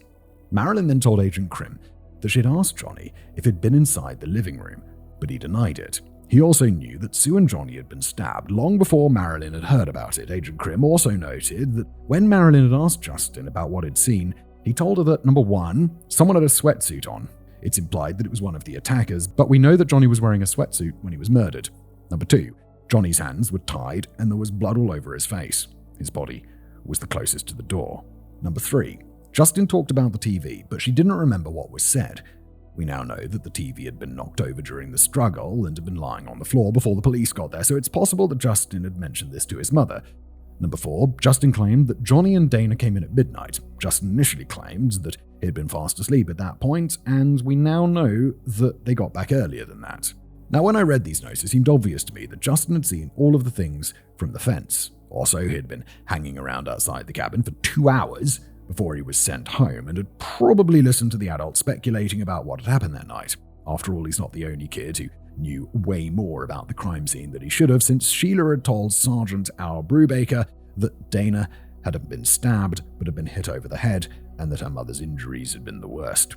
Sergeant Brubaker, however, had asked Sheila how she knew this, and she told him that the 16-year-old Richard Meeks and her uncle had told her about it. So in my opinion, Justin hadn't witnessed the murders, but based on Marilyn's claims, the police suspected that he might have seen something, so Sheriff Doug Thompson asked Marilyn to bring Justin into the sheriff's office for questioning, and according to Sheriff Thomas, at the time, I had been using hypnosis. I'd gone to 2 different training sessions to learn hypnosis to get recall from witnesses. Well, that sounds reliable. I know it was the 1980s, but still, Jesus. We took Justin and put him under hypnosis, and under hypnosis, Justin didn't actually say that he saw anything, but he described watching Love Boat. What is going on? And this is where the investigation was completely derailed, because Justin initially insisted that he hadn't witnessed anything that night. But then he started telling Sheriff Thomas about a dream he had had the night of the murders, and that he was on a cruise ship, just like the one on the Love Boat. What?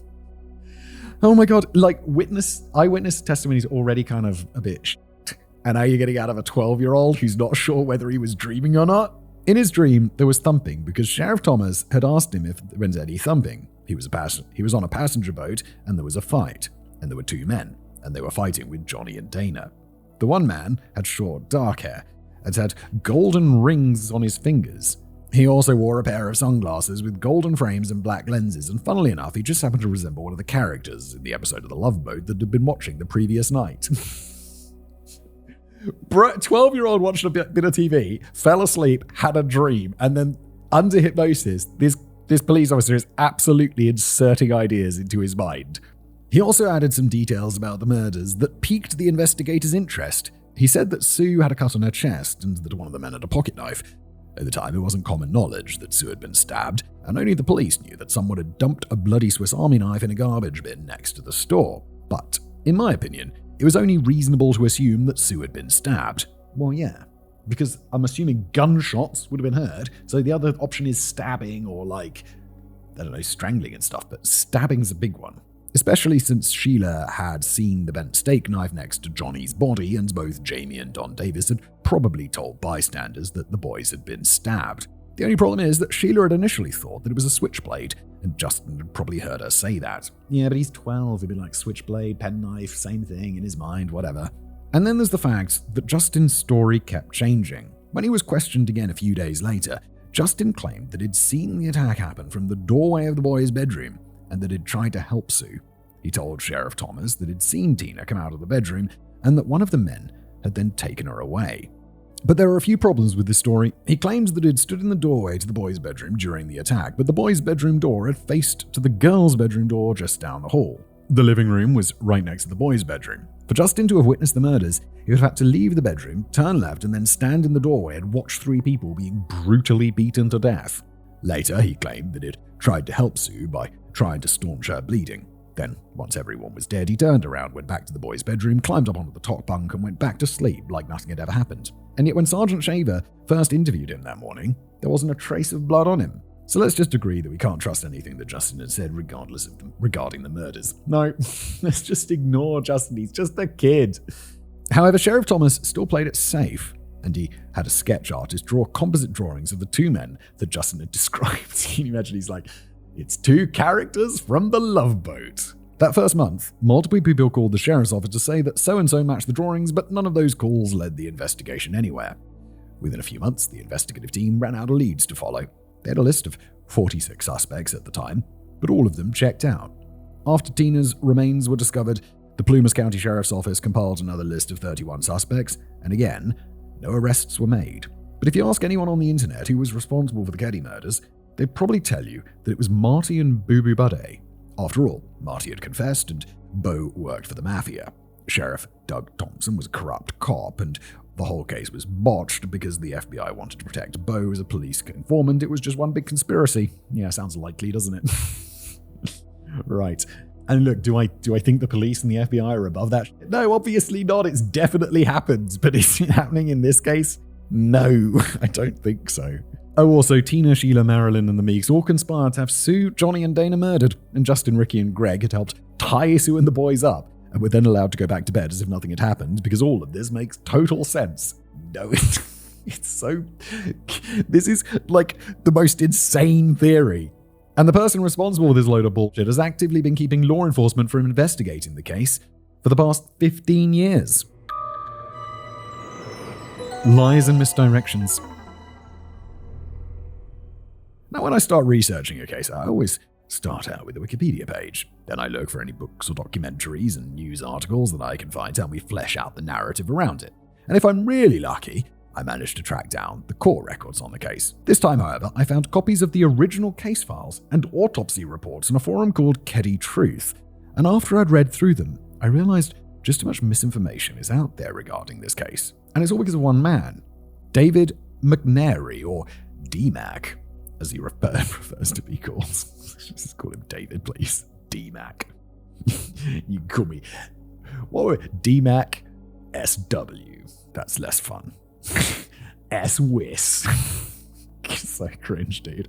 He presents himself as the expert on the Keddie Cabin murders, and he's cited as a source on a series of articles about the case which were published on the Plumas News website back in 2018. He was also interviewed by the producers of People Magazine Investigates for their Season 1 episode on the case, and not even the Wikipedia page on the Keddie murders has been able to escape his influence. He pops up on all the forums and Reddit pages and the comment sections of true crime episodes that are dedicated to discussing the Keddie murders. Oh, hello there! And he has a habit of insulting anyone who disagrees with his version of what happened that night by calling them lying whores and sluts and pieces of shit. What was his name? Hello, DMAC. Yes, I'm a lying whore and a slut. Such a slut. I'm a big old slut, DMAC. This better not awaken anything in me. Or morons who make podcasts and laugh while telling horrendous moronic lives. I'm such a slut, DMAC. So just give me a second to grab some fluffy handcuffs, strap on my whip, Mr. DMAC douche, because I don't agree with you. It's not all his fault, though. Back in the early 2000s, a man named Josh Hancock produced a documentary on the case. He and his team obtained access to the Keddie room in the Plumas County Sheriff's Office, where all the documents relating to the case are kept, and he later started a forum where he'd post copies of the original case files with the goal of enlisting the help of interested sleuths to solve the murders. Well, so far, so good.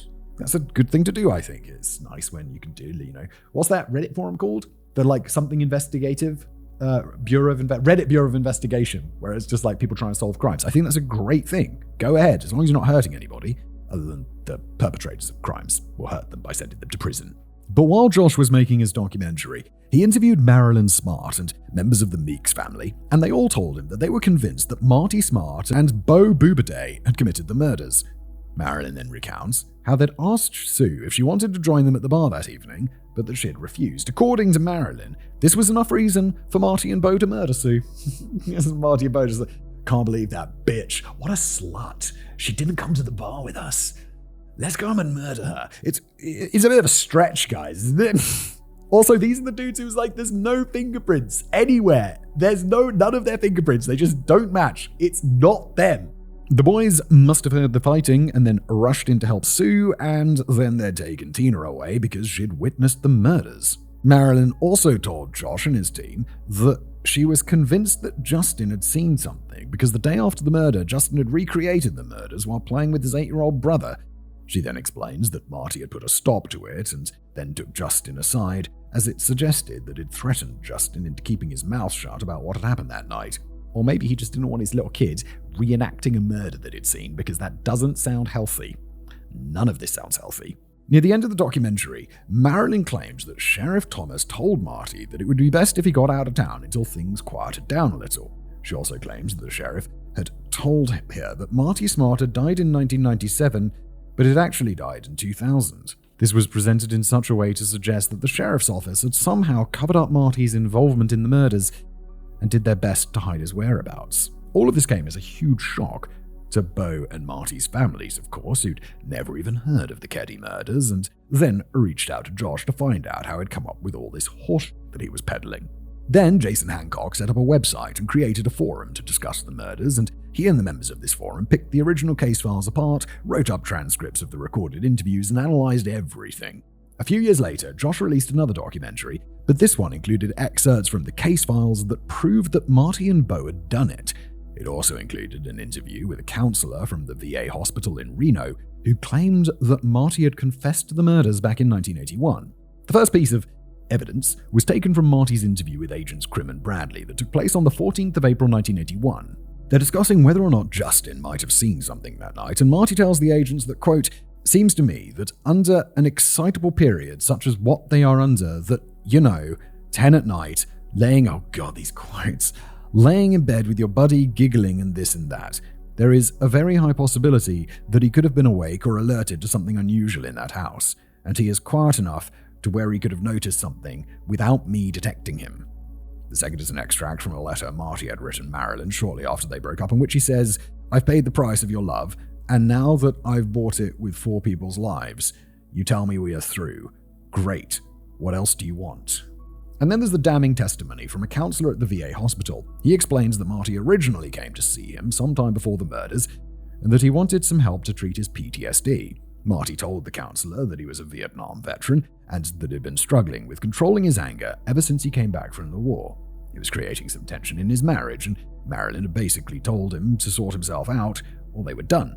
The counselor stopped taking Marty seriously when he found out that Marty had been a cook and had never seen any action. But then Marty came in one day and told his counselor that he was a suspect in a murder investigation. Marty then bragged that the sheriff was a friend of his, and he suggested that he knew of several men who could have committed the murders. Why are you doing this? Just shut the fuck up. The next time he came around, Marty told his counselor about an extreme bitch, that's a quote, such a slut, D-Mac, that had managed to convince Marilyn to leave him, and that he felt extreme anger towards her. According to the counselor, the last time he had seen Marty was a week or so later, that it seemed serene, and then Marty told him that he'd murdered Sue and Tina. He said, "I killed the women and her daughter, but I didn't have anything to do with the other 2. Marty then allegedly told the counselor that he'd killed Sue because she had been counseling Marilyn and had told her to leave Marty. I don't think that's what counselors do. Like, even if they do think that, they want you to get to that conclusion by yourself, right? They don't push you. It's like they're not your decision maker. They just help you make clearer decisions. Marty allegedly then explained that he'd taken Tina because she'd seen what had happened, and he couldn't have a witness. Quote, he described striking the other older woman with a hammer in the head, literally killing blows. His voice was close to monotone and lacking in any inflection. In the documentary, it's also implied that this confession is proof that the Plumas County Sheriff's Office had covered up Marty's involvement in the crime because no one had reached out to the counselor until the 2000s, and then there was no record of his tip-off in the original case files. Anyway, in or around 2000, DMAC took over control of the website and the case files and created his own forum because Josh and his followers had started to claim that there were too many holes in the Marty and Beau did it theory.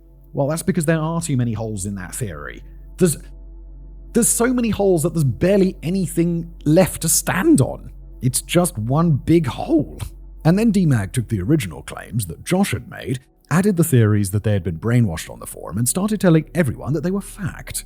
According to DMAG, Sue had befriended Marilyn not long after they'd moved to Quincy. She saw how Marty treated Marilyn and recognized the signs of abuse. And since she'd been a battered wife herself, she tried to convince Marilyn to leave Marty. Marty found out and grew to hate Sue. Beau came to visit, and when Sue refused to go out with them that night, Marty and Beau both felt insulted. Why? Wait, Marty finds out Marty grows to hate Sue. Fine. And then he's like so angry that Sue doesn't want to go out with them. You don't even like her, you dickhead. They go to the bar and then have a few drinks, and when they leave later that night, the 3 of them head home. Marilyn goes to bed and hears Beau say that he's so angry he could kill someone. So Marty and Beau do just that. They grab Marty's hammer off of the porch and walk over to cabin 28 where Sue is still watching TV. They enter through the back door and the 3 of them start having an argument. Johnny and Dana hear the commotion and run upstairs where they confront Marty and Beau. A fight breaks out and Marty and Beau end up murdering them. Justin and Tina woke up and saw what happens, but Marty orders Justin to go back to bed while Bo takes Tina and hides her away somewhere. The two of them then returns to the Smart's cabin, where they get dressed in three-piece suits and head back to the bar to create an alibi. Bro, why are you wearing a three-piece suit for one? And then you go back to the bar to create an alibi. They're going to be like, the time doesn't add up, dude. We know you left and then you came back. After the bar closes, they head back home and burn their bloodied clothes. Marty later tosses his hammer in a nearby pond. Marty's best buddy, Sheriff Thomas, starts the investigation, and when he realizes that Marty and Bo are involved, he calls the DOJ, who sent 2 detectives from the organized crime unit, not the homicide one, to help investigate the murders, since Sheriff Thomas and Marty are both involved in the drug trade. Once news reaches the FBI that Bo is involved, they also show up and help cover up Marty and Bo's involvement in the murders because Bo is actually an FBI informant. One FBI informant in this tiny little community in the middle of nowhere. Please. And they didn't want him to go to jail. Makes total sense, right? No, it does not make sense. It's one big hole.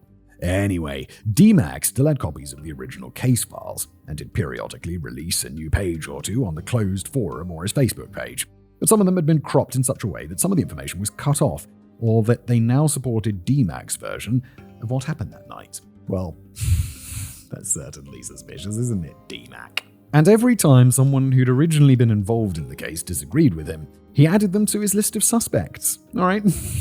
I disagree with you. It's like, it was Whistler. He went back to 1981 and did it. His theories have also devolved over time, and if you just happen to stumble over his website, it won't take you very long to realize that the guy is a total nutcase, allegedly. His current theory is that Marty and Sue had actually had an affair, and that the 14-year-old Sheila was angry at her mum for putting her baby up for adoption, so she, the Meeks, and the Smarts all conspired to have Sue, Johnny, Tina, and Dana murdered. There's more, but essentially David McNary has managed to use the public's ongoing interest in this case to garner himself tons of attention, and it's sickening. What is the motivation? Why would you do this? Is it just because you're a little bit loose? You know, you're a little bit screw loose or something? But why? So I want to make one thing very clear. Marty and Bo didn't murder Sue, Johnny, Dana, or Tina. All of the so-called evidence against Marty has also been taken out of context to fit Josh and D-Mac's narrative. In the interview that was conducted by agents Krim and Bradley, they're discussing the possibility that Justin might have managed to slip past the police and peek into cabin 28 that morning, since that would explain how he knew so much about the condition that the bodies had been left in, especially considering the fact that Marilyn thought that Justin had recreated the murders while playing with his brother. So Marty explains that, quote, Justin's behavior became very erratic that morning. He kept wanting to go around over to the area where the crime had taken place. He wanted to go to the sea vaults of all places. You know, usually, if they're going to go and play, they go to the pond, but they wanted to go to the sea vaults right next door. I told him to stay around the house, don't go nowhere. I was concerned. I didn't want him in the way, and I didn't want him around that type of atmosphere. So he insisted on playing in a tree right out at the edge of the driveway, so he was right close to what was going on. Agent Krim then asks, was he in a position? Did you observe him in a position the following morning over around the sea vaults where if the deputies had left the door open for a moment or two that he could have looked in and seen the female? According to Marty, no way he could have accidentally glimpsed in and seen anything because the security was really tightened down at the time. These are some of the things, I wonder about, whether or not he did see anything. Justin's a very light sleeper. Oftentimes he's gotten up when I was, like I said, I stoked the fire at about 3:30. And oftentimes he's been awakened by me stoking the fire and got up and went to the bedroom during that period of time. And I know that he does sleep light, and he does have trouble going to sleep sometimes. It seems to me that under an excitable period, such as what they are under, that, 10 at night, laying in bed with your buddy giggling this and that, there's a very high possibility that he could have been awake or alerted to something unusual in that house, and he is quiet enough to where he could have noticed something without me detecting him. The case is not clear. Marty's explaining that Justin might have slipped out of the house and gone to the crime scene without Marty realizing it. It wasn't some Freudian slip, because he was actually the one who had committed the murders. After all, if Marty had committed the murders, he had no problem murdering 3 children, which included a 12-year-old girl. If Justin had witnessed Marty murder 3 people, do you think he really would have let Justin live just because he was in a relationship with his mother at the time? Next up is the letter in which Marty allegedly claimed to have taken 4 lives. It was written 2 weeks after the murders took place, and here is the relevant page. For 3 years I've heard about your kids. Don't get me wrong, I love them too. Now I'll ask, what about mine? Don't you think I love them? Honey, I gave up 4 of the most precious things in my life. What for? For you. The answer is simple. Now I'll ask you, why should I love your kids more than mine? I've tried. That's more than you can say. I don't think you ever love me as much as my kids, yet you expect this from me, and I've given it to you. I've paid the price of your love, and now that I've bought it with 4 people's lives, you tell me we're through? Great. What else do you want? Okay, so he's not saying he killed anyone, he's just saying he left his kids to be with this Marilyn woman. In other words, Marty is telling Marilyn that he gave up being with his kids so that he could be with her, not that he's murdered 4 people. Besides, at this point in the investigation, they didn't know for certain that Tina was dead. Everyone thought that there was a possibility that she'd run away with the man who'd murdered her family. And lastly, there's Marty's so-called confession. In Josh's documentary and the People magazine Investigates episode, it's claimed that the counselor had called the sheriff's office and told them about Marty's confession, but that Sheriff Thomas never got back to him. However, according to Sheriff Thomas's notes from the 11th of May 1981, the counselor didn't contact him. A Dr. Cheeseman did. Quote, Dr. Cheeseman said that he had a friend at the Reno Vet Center, who was also a next-door neighbor, and that Marty Smartt had telephoned him from the Klamath Falls and confessed to the Keddie murders. Dr. Cheeseman reported that he was going to report this information to this office, and the psychiatrist did not want him to do this. I telephoned the psychiatrist at the VA hospital and was advised that he was on vacation. I'm not sure whether Sheriff Thomas did end up speaking with the counselor, but I do know that the special investigator who was looking into the case between 2013 and 2018 did end up requesting the counselor's old notes from 1981, but whatever they found didn't support the counselor's claims. I've also read that Marilyn was the person who called the counselor and told him that Marty was guilty. However, if we were to dissect Marty's confession, it's obvious that it doesn't contain any information that wasn't publicly available at the time. There's no mention of the fact that the victims had been stabbed. It does mention the fact that Sue and the boys had been tied up and that Sue had been gagged, and it doesn't explain what happened to Tina's body. Also, Sue wasn't the one who'd counseled Marilyn to leave Marty, it was Nina Meeks, and that all happened in the week following the murders. So in conclusion, Marty's confession was faked. For the last 15 years, DMAC has been bragging about the fact that he'd been assisting law enforcement, that he had unfettered access to the case files, and that he and the special investigator who were looking into the case regularly shared theories over email. He also posted copies of the reports that he had access to, which noted the DNA samples belonging to Marty, Bo, and Sue's brother had all been sent off to the DOJ's labs, but the reports also stated that they weren't a match to any of the DNA samples found at the scene. Bro, it's DNA! I've also seen an expert from a fingerprint analysis report that note that Marty and Bo's fingerprints also weren't a match for the fingerprints in the cabin back in 1981. Yeah, we know this. And in 2016, DMAC proudly announced that they'd found Marty's missing hammer, which he claims was also used in the murder. It was sent off for DNA analysis despite being submerged in a lake for 40 years. On his website, DMAC also proudly explains that he and the special investigator had spent state resources proving his theory that law enforcement had been involved in a cover-up, which means that for the last 10 years, DMAC and his special investigator friend had allowed the case to focus on proving Marty and Bo's guilt instead of looking for other potential suspects. And there are a few really good ones. The Golden Age of Serial Killers. Within the last 40 years, law enforcement officers from all over the United States have tried to solve the Keddie murders, and some have considered the possibility that Sue, Johnny, Dana, and Tina were the victims of one of the many serial killers that hunted innocents in the 70s and 80s. Henry Lee Lucas, the Confessions Killer, had confessed to having committed the Keddie murders, but as we know, he confessed to just about everything. The police had also considered that the Sharps were the victims of the East Area Rapist and the Golden State Killer, who both turned out to be the same person, Joseph James DeAngelo. One of the men who'd been noted as a possible suspect was Robert Silveira Jr. He's better known as the Boxcar Killer, and he'd lived in Keddie at the time, just down the road from where the Sharps lived. However, he was just 18 when the murders took place and had been in jail for stealing his father's car, so he also had a pretty solid alibi. But while I was reading up on him, I noted that he was a member of the FTRA, aka the Freight Train Riders of America. Okay, is he just like a hobo?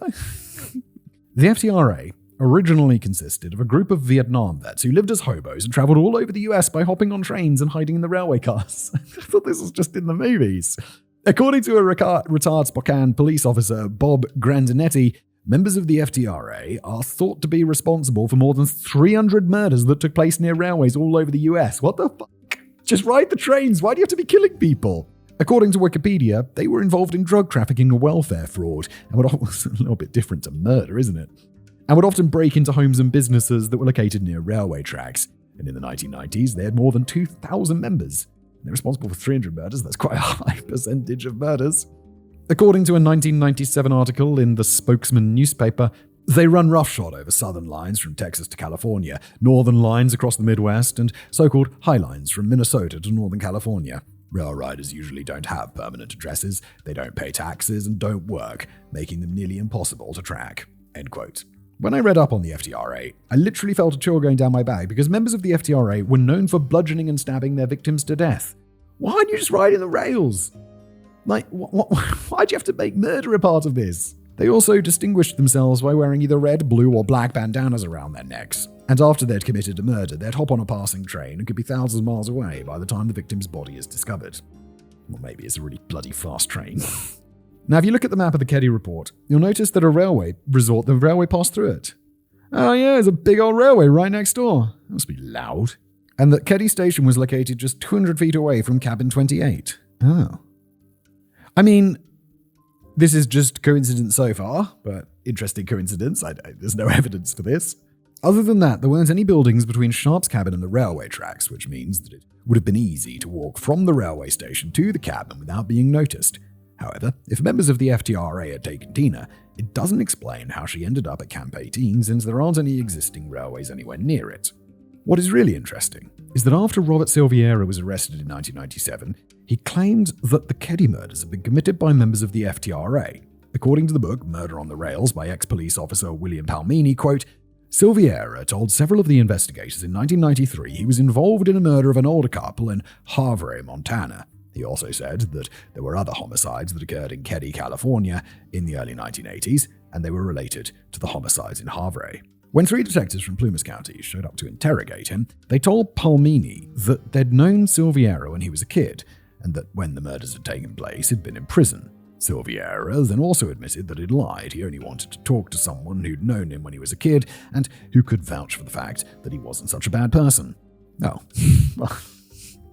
Well, that went nowhere real quick. But then there's the Weavers. 37-year-old Ward Weaver Jr. and his son, 18-year-old Ward Weaver III, were both listed as possible suspects back in 1981. It's not clear how they ended up on the suspect list, but I found a list of vehicles that had been parked in the Keddie resort that night, one of them being a black pickup truck with red stripes on the side, and it belonged to, quote, 2 guys from Oroville.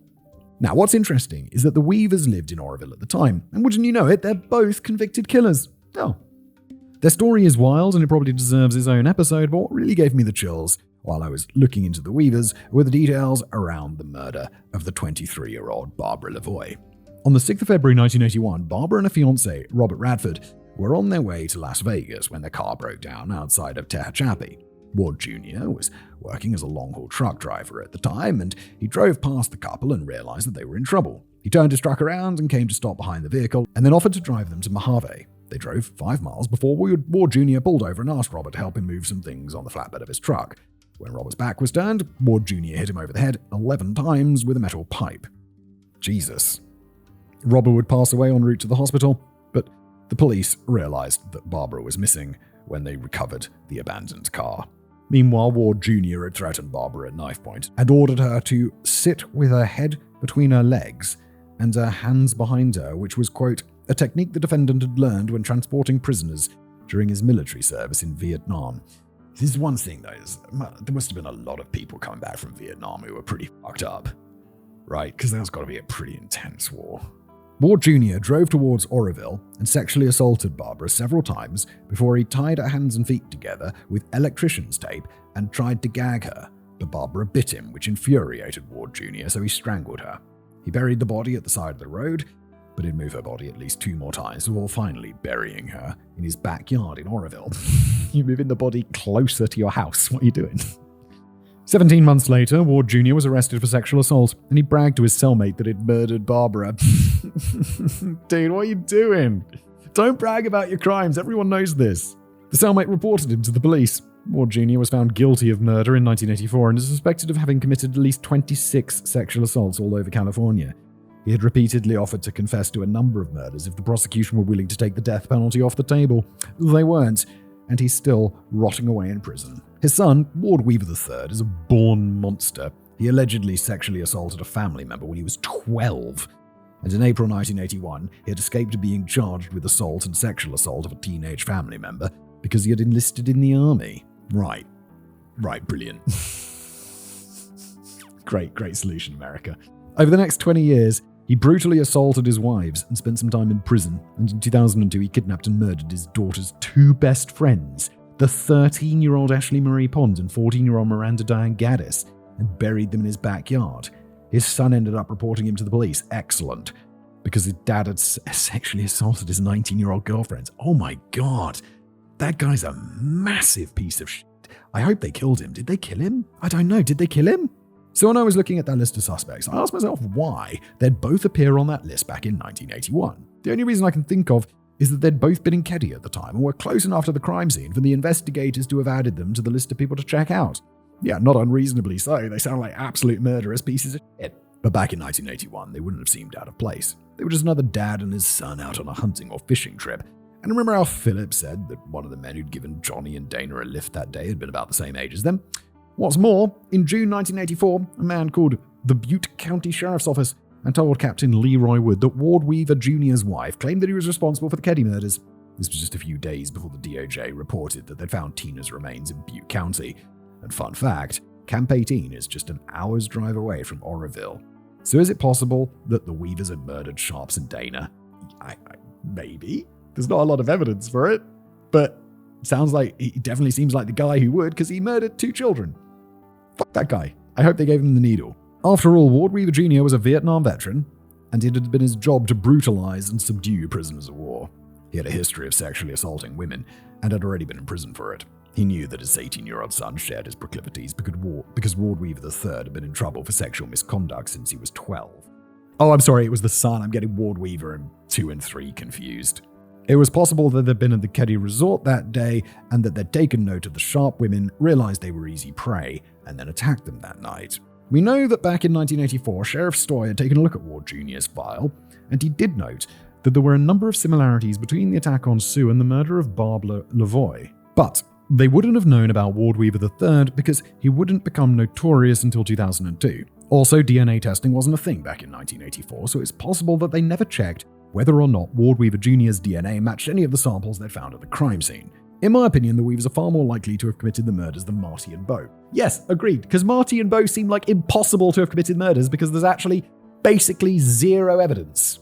And by basically, I mean there is zero evidence. In fact, I actually reached out to the other members of the Keddie Truth Forum and the Plumas County Sheriff's Office and provided them with the information I'd come across while researching the case and asked them if they'd consider looking into the possibility that the Weavers were responsible for the Keddie cabin murders. If I'm wrong, the case remains unsolved. But if I'm right, well, wouldn't that be something? Yeah, I mean, I think it's way more likely to be them than it is to be Marty and Bo. But who knows? Anyway, that's been an episode of Catch a Criminalist. Thank you so much for being here, and I'll see you next time.